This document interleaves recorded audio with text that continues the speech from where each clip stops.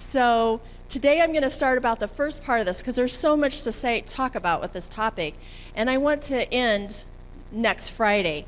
I also want to say that if those that are watching and anyone else that's here, if you have questions that you're curious about, you can probably write them in on Facebook, and so I would be able to respond directly to those kinds of questions next week when we meet. Okay, so the good news about depression, which my husband's asked me, what is that? How is there any good news? Is there any way to move it over a little bit? No? Okay. When we talk about depression, it's more straight on that side. It's in the category of mental health, like we've heard about this. But usually when the term mental health comes up, we're thinking negative, right? If you hear mental health, you're thinking somebody is bipolar, they're schizophrenic, or something bad. We don't think positive with mental health. We think if you have to talk about mental health, maybe it's because you have a problem or you have a mental illness. And so I want to just talk about that because underneath the whole category of mental health, obviously, is the topic of depression. And our whole thinking about mental health has been skewed, I think, because it's still a stigma, right? So we're getting more open about talking about it, but we still hate it if we think we fall in any of those categories. We don't want to discuss it, we don't want anyone to know, and somehow it's causing the problem just to escalate. So I just wanted to start with, what do you think when you hear the words mental health? Most of us think of this topic in a negative context. People who need to think about their mental illness must be concerned about having it, or think about their mental health must be concerned about an illness like depression or anxiety or bipolar or obsessive compulsive disorder. We know that physical health isn't just because you're not sick. When you think about that, isn't it true that you can see people that look good but aren't healthy? Yes, and a lot of times we get confused about that with obesity. Like, we think as long as you're thin, you're healthy. But we know that's not true because there's a lot of people that got thin in a way that wasn't healthy at all. And they're not exercising, they're not doing other things that are truly healthy. So they might look fine, but they're not okay. So the same with mental health. You're not healthy just because we can't see you acting manic. That doesn't mean you're fine. So just as physical health doesn't mean that you have the absence of a noticeable illness, you could still be not healthy, right? So it is with mental health. Actually doing fine, because most of us are good at faking it. Okay. So what does it mean to have mental health? We all have days when we feel better than others. So on my bad day, am I ill? On my good day, am I great? How do you judge it when it's your mind? How can I make sure that I'm in the category or in the zone of being mentally healthy? Most of us don't think about it till we're sick. And that's probably true with our physical health too. When we're sick, we're thinking, yep, I probably should have not stayed up so late every night. I probably should have gotten more rest and drank more water. What else? Maybe I wasn't eating my fruit and greens. We think about what we should have done, but we usually don't think about that as long as we're running around thinking that we're fine. And same with our mental health. No one should leave it until they are ill to start thinking about their mental health. So how do we start thinking about that? So mental health, just like physical health, is on a continuum. So in our physical health, just like I was using the example of obesity, you can look like you're fine because you're thin, but you may not actually be healthy. So you can look like you're energetic, but how do we know how that person got so energetic? They may not actually be in the best state of physical health. So there's a continuum for physical health and mental health. So this kind of illustrates it. So we can be in crisis, you can kind of know, I am doing badly, or I am worried about someone who is doing badly. So you're in the red. How would those symptoms exhibit themselves? You might know someone or be feeling this way yourself. Extremely anxious, very low mood. You're Exhausted, very poor sleep, weight loss, you're not eating. Okay, those are obvious, like you're not doing well. And we have those the same with physical health. When you get in a fever, you're vomiting. We know, you know, and everyone else knows you're not doing okay. Okay, so as you move up toward excellent, or other continuums call it, thriving, moving into really good health, have you guys talked about the thought of like flow, where you're kind of like in your zone? We've talked about it sometimes with sports, like they're just going for it, and it's like they're just hot right then. So how do you get in that zone with mental health? How in the world? Because since we don't think about it, how can we actually work toward being in a good place with our mental health? Because it doesn't just happen. So with our physical health, we feel less stigma to say, hey, I'm taking vitamins because I want to take, because I need to be conscious of keeping my immune system up, right? We're okay telling our friends that. I'm wearing a seatbelt because it's the law and it's supposed to protect me. We're okay with that. But we're not so good about talking about what are you doing to protect your mental health. It's an organ like the rest of your body. It's not just going to stay okay by itself. And you think about it, how many things in our lives are suppressing your brain from doing well and of being in the thriving zone? So in thriving, you feel basically positive about life. You're calm. You're performing. You're doing the things you have to do. You're not in your room on social avoidance. You are sleeping well. You're eating and excelling. You're still, it's not that life's become perfect. It's that you're handling it and you're okay with coping with the problems that come along. But the truth is, most of us don't live there. We don't live in thriving or excellent. We live more on surviving. And we might think that's normal. Life's a struggle. So we're going to just have to survive. But it isn't really what's best for your brain. So it's kind of like saying, yeah, it's normal that I haven't been sleeping because I have a bunch of tests. Yeah, it might be normal what everyone's doing, but it isn't healthy for your body long term. And the problem is because we can't see it, long term continues a lot of time for brain activity that's not healthy. So we don't realize how vulnerable we've become with our brains. So there's a continuum. It's not like one day you're excellent, one day you're in crisis. That's not really what depression is about. So let's move on. And we kind of talked about that. Where are you living? It's something you need to start thinking about. What are you actually doing to put yourself and protect yourself, your mind? Because our world is not going to help you do that.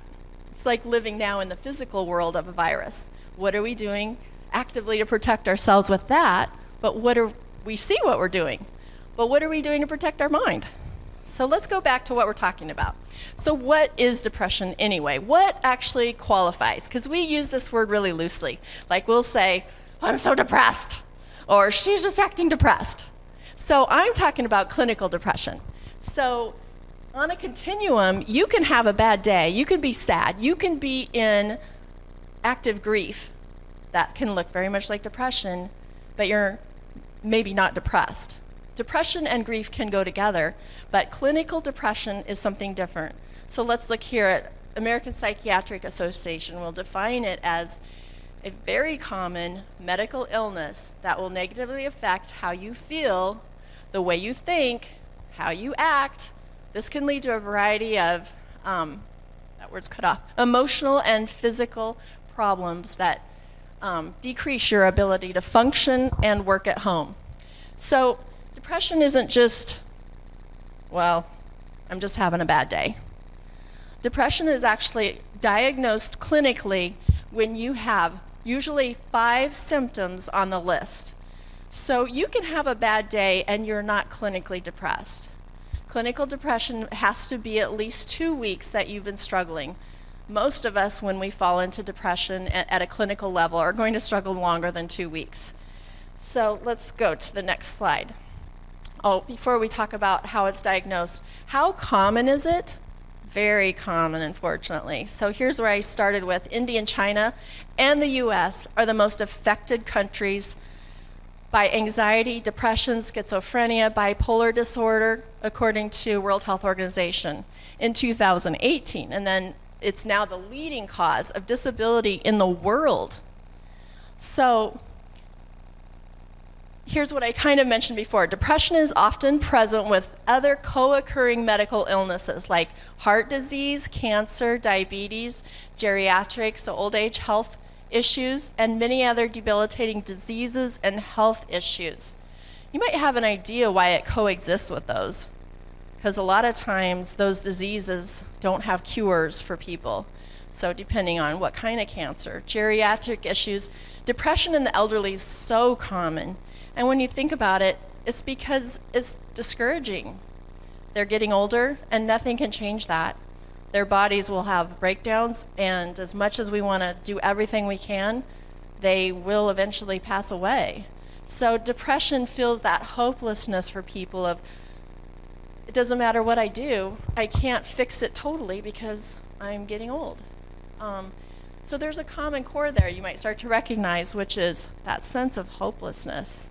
And you don't have to be getting near 97 to feel it. Okay, back to what I said about how is it diagnosed. So let's look at, so there's usually 5 symptoms, and this is according to the manual, the statistical manual on psychiatric disorders. Usually, and here they are. So let's look at these, because you might think, well, 5, I feel depressed with 2. But to be clinical, so on that continuum of being kind of bad, kind of having a hard time to really being not doing well, to being probably really benefiting from treatment is usually where we call major depression or clinical depression. Those are the interchangeable words. So persistent, sad, anxious, or empty mood. Feelings of hopelessness. So that can definitely coexist with a disease. Feelings of irritability, just don't know why, just feel irritable all the time. Feeling of guilt and worthlessness. Feeling of hopelessness. Okay, just that top group right there can lead people to start thinking about suicide. It's that sense of, I'm a burden, nothing's gonna get better, I don't like myself, and I don't think anyone else sees much hope in me. So let's continue. Feeling of hopelessness, a loss of energy. People that are truly in the clinical stage of depression kind of drag around. They'll even talk a little bit slower. Feeling restless, difficulty concentrating, making decisions, difficulty sleeping, or depressed people will oversleep. Appetite and weight change. So we've heard a lot of those. If you or someone go in to take a screening or tell your doctor, I'm just struggling, they will have you take a screening, and they'll say, have you felt in the last 2 weeks moderately this way, constantly this way? And I have a few more of these symptoms, I think. Yeah, so here's a few more of them. Appetite or weight change, I think I mentioned that. Difficulty concentrating, I think we said that one. Sleeping or oversleeping, yes. Appetite, oh, I said it twice or 3 times. Okay, thoughts of death or suicide attempts. So once depression takes hold, it's weird how these thoughts will come up over something maybe later when you look back on your life and you think, why was I depressed over that? It's not. It wasn't something to think about ending my life over. But depression has that grip on your brain that distorts reality, and you aren't thinking clearly. The very bottom one is the one I wanted to talk about. Aches or pains, headaches, cramps, or digestive problems without a clear physical cause and or that do not cease even with treatment. When I read the literature, they say that women tend to be more diagnosed with depression. But what I believe to be true is that men are underdiagnosed with depression because it's even more difficult for men to acknowledge that that might be what's going on. So doctors are now trained when someone goes in, it's a male patient and complains of pain, abdominal pain, and there doesn't seem to be any particular reason or cause to screen them now for depression, because they're finding that it's harder for men to say that, and they may not be aware of it themselves. So I kind of believe that really the men are underreported on how much depression's affecting them too. So it's a legitimate problem for everybody. Let me go on to the next one here. Okay, so as I was just saying, who's susceptible to depression? Sometimes the stigma feels like it's female, or sometimes it feels like it's somebody that's got a lot of problems. It's not somebody that's successful or somebody that looks like they have it all together. But that's not true. We all are susceptible. Just like basically, because we don't understand the virus really well, we're all susceptible to some degree for COVID. Depression's becoming an issue that we're all susceptible to. It's a world problem. It affects all of us. Okay, so this was just what I found out about how COVID's definitely not helping. So this issue on mental health states that COVID-19 pandemic has alarming implications for individuals and collective health in regard to our emotional and social health.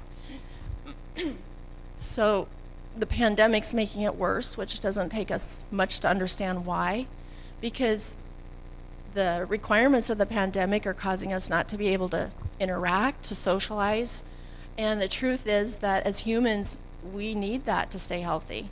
God created us that way. So the pandemic is not part of the plan on how we keep our emotional health well. So this is causing an extreme problem. Experts are now predicting a tsunami of psychiatric illnesses due to the pandemic. Rates of suicide, substance use disorders, domestic abuse, anxiety, and depressive disorders are already reported to be increasing around the world. And you might have already heard that too, that this is related to the pandemic, that these issues are just increasing because it has such a ripple effect on people's jobs, people's ability to care for their family. Once people losing family members without being able to say goodbye because they had to die alone in the hospital. There's just so many things that are overwhelming for people affected by it, and it's out there. So once again, it's like something we need to be aware that we need to protect our brains from, not just our internal organs as far as getting sick physically. Okay, so I want to talk about what other factors cause people to get sick and make you vulnerable. So we know some of the common things, but have you heard of adverse childhood experiences? These are things that happen in people's lives when they're children that set them up to be vulnerable for depression. And again, they're not something that is that child's fault, but they will now pay the price of living with that dysfunction in their home. So ACEs, as they're called it, for adverse child experiences, highly correlate between depression and other physical health, that heart disease and all of these diseases that actually will shorten the lifespan also affect your mind and make you very susceptible to depression if you've grown up in a home like this. So if you've experienced violence, like if there was domestic violence in the home, even if it didn't involve you, you just saw it between your parents, it will have an effect on you that will predisposition you to be vulnerable. So witnessing violence, having a family member attempt suicide, or someone in your family who completed suicide, that has just such a devastating aftermath for people. Anything that undermines your sense of safety growing up, if you came from a refugee camp, if there was civil unrest in your country, if there was violence on your street as a kid, anything that interfered or undermined a sense of safety, stability, and bonding, such as growing up in a household with substance misuse. So once again, no fault of anyone of the child's, but what if you grew up with a parent that was an alcoholic? What if you grew up with a parent that suffered extremely but wasn't able to get treatment or something else with some kind of mental disorder? What if your parents just divorced and it wasn't a very nice divorce? Not that divorce ever is very nice, But what if your parent was incarcerated? For some populations, it's not abnormal for these things to happen. And through no fault of that child's, they are now extremely vulnerable to clinical and major depression. And that's not all. Like, the research shows that it's linked to chronic health problems, mental illness, substance misuse in adults. ACEs can also negatively impact education, job opportunities. But there's a sliver of good news, and that is it can be prevented in the next generation. As we know, without intervention, children that grow up in those homes often have struggled not to repeat those things, even though they hated what happened. Somehow they find themselves repeating and doing some of those things that they hated the very most. So how to prevent that and how to heal from that is something that I think as Adventist Christians, we are so blessed that we do have the opportunity to know someone who can take the pain out of our lives. Because I honestly don't know how people get through these kinds of things if they grew up in a home like that, and how they go on.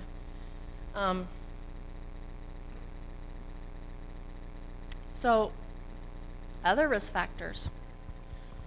Personal or family history, which ACEs mentioned, of mental illness or depression.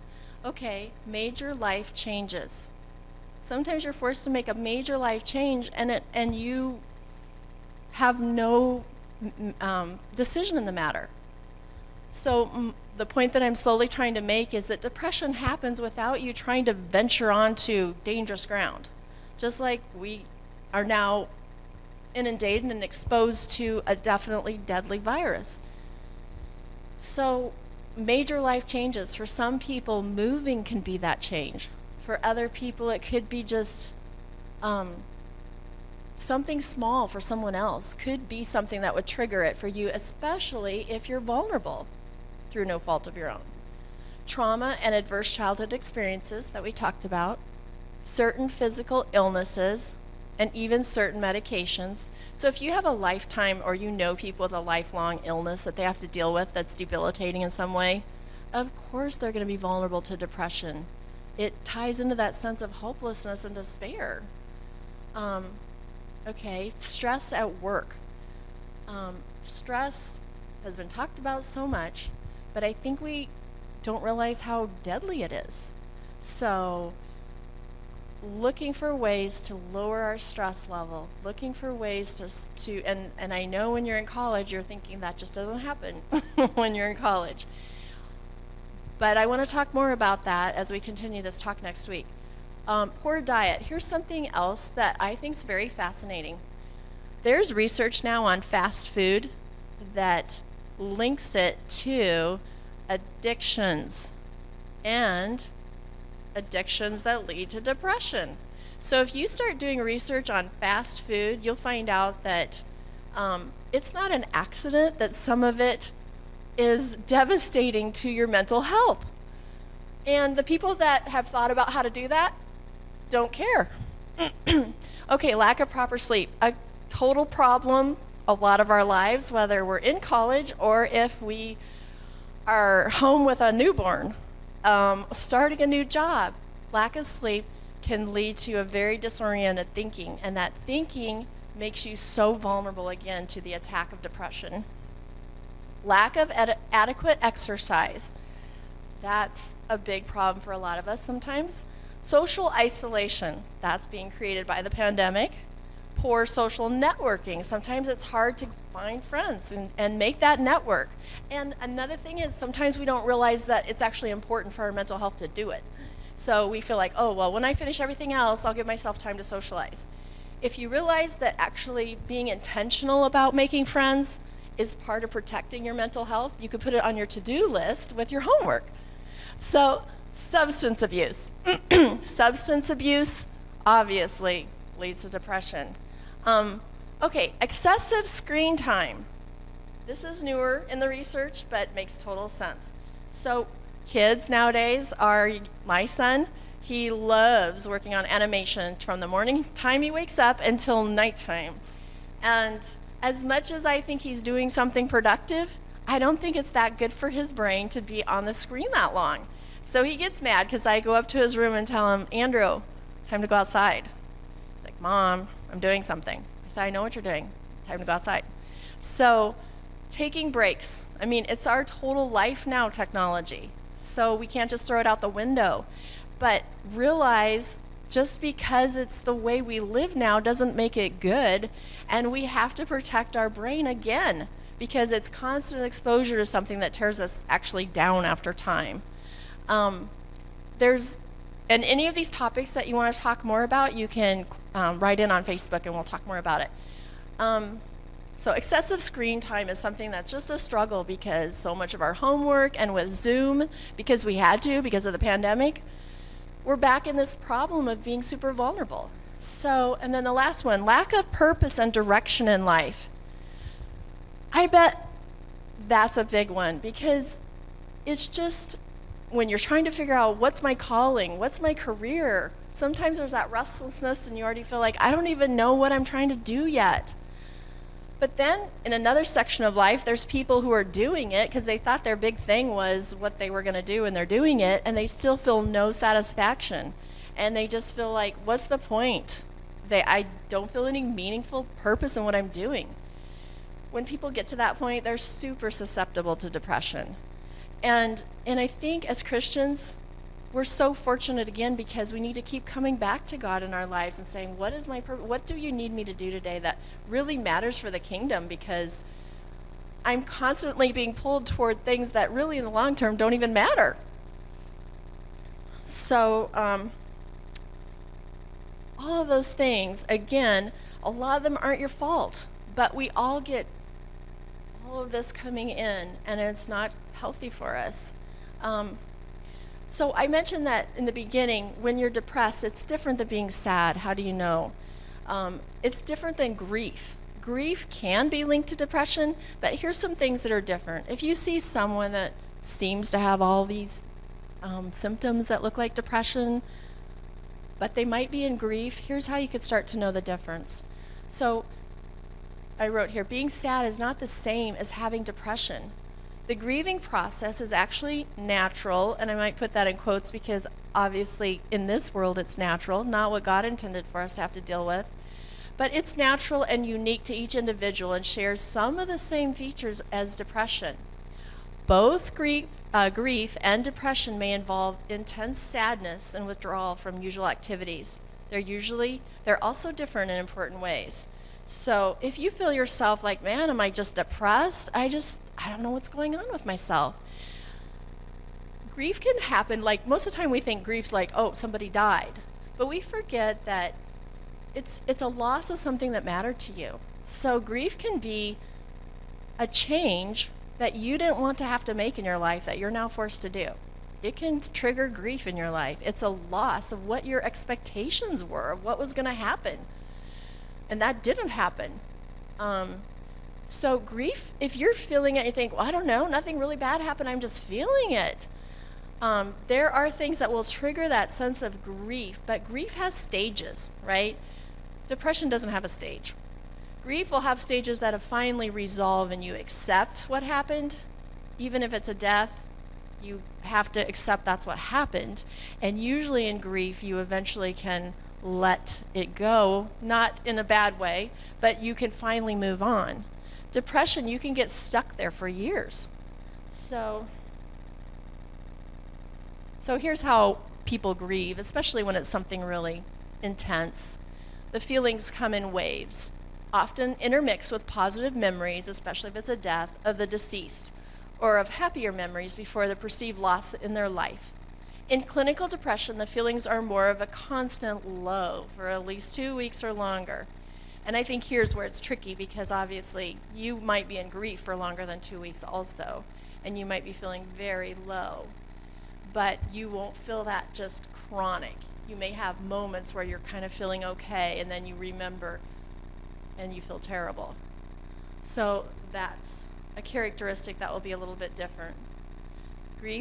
In grief, your self-esteem is usually still maintained. So maybe you lose a really important friendship, and you feel devastated. Maybe it's someone in your family. But in clinical depression, feelings of worthlessness and self-loathing are common. So often when it's grief, you may feel bad, like maybe you caused this breakup or something, but it doesn't last forever. But in clinical depression, you feel worthless. And any kind of grief issue can lead to clinical depression. So when we talked about the final stage of letting go, depression doesn't have a stage where it comes to that and resolves on its own. For some people who are grieving due to a loss of a loved one, they may think of death as a way to join their loved one. So you hear someone that you know has not been doing well talking about death, and you're like, they're depressed. We got to do something. You'll notice that they'll talk about it differently than if they were actually in clinical depression. In clinical depression, they want to die. In major depression, thoughts are focused on ending one's own life due to feelings hopeless and worthless, or you don't believe you deserve to live anymore. So for people that have that idea that the dead are in heaven, they may feel like, oh, I wish I could just join them. I just wish I could die soon too. But it's still different. They're not wanting to end their life for the same reason as someone who's depressed will. Okay, and we talked just for a second about grief. Again, has those stages where, something horrible you never thought could happen happens. You feel totally upset about it, maybe just angry. A lot of times in grief, you start bargaining. So you hear those stories where people are like, please, God, I promise I'll be a minister if you let my dad live. Or, I promise I'll stop doing that thing he doesn't know I've been doing. Then there is depression as far as how you're feeling, and the symptoms may look similar. But eventually it resolves, and you are sad, but you're at a level or stage of acceptance. And notice they don't put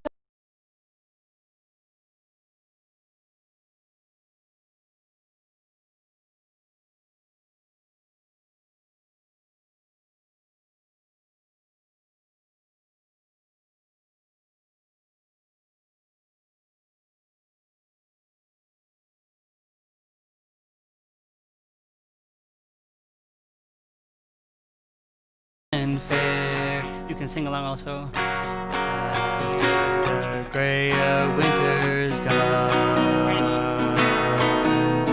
once again the lark begins his tuning. Back in the meadows of my home, Lord, to my heart bring back the springtime.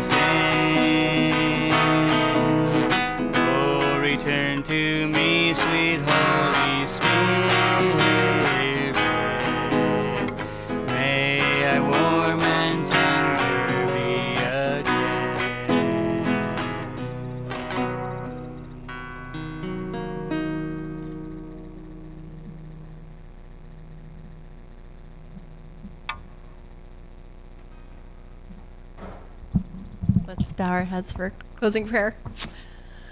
Dear God, be with us. We're so thankful that you are so interested in the details of our lives. You care about our happiness. And we ask you, help us. Help us to stay safe. Help us to take care of the gifts that you've given us in our mind and our body. Help us to truly turn it all over to you that we may live a life that's a blessing to others. Help us to be a blessing.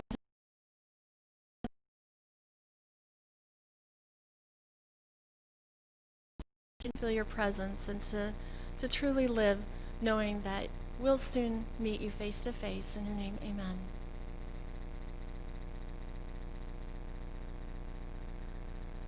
Thanks again so much for everyone who has come here to join us, and also those watching online. Don't forget, tomorrow we have our first church opening here in the sanctuary, but check Facebook just in case there's any changes, okay? We have Facebook pages on the screen there, is it, somewhere? Oh, it's not. Okay, anyway, you can search for High Point Chinese SDA Church on Facebook, and there you can see any announcements we have there, okay? All the best, God bless, and we hope you have a good night, and see you Sabbath tomorrow.